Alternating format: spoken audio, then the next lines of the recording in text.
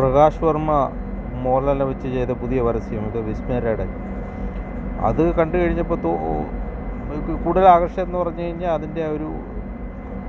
അതിൽ മോഹൻലാലിൻ്റെ പെർഫോമൻസ്, അതായത് ഒരുപാട് നാളുകളായിട്ട് നമ്മൾ പുള്ളിയുടെ പെർഫോമൻസൊക്കെ മിസ് ചെയ്തിരിക്കുന്ന സമയത്ത് അദ്ദേഹത്തിൻ്റെ ആ ഒരു പെർഫോമൻസ് കണ്ടു കഴിഞ്ഞപ്പം അതൊരു അതിശയമായിട്ട് തോന്നി. എന്ന് വെച്ചാൽ അത് പഴയ അങ്ങേരുടെ നല്ല കാലത്തെ ഒരു പെർഫോമൻസിൻ്റെ അടുത്ത് പോലും നിൽക്കുന്നതല്ല. അത് ഒരു സത്യമായൊരു കാര്യമാണ്.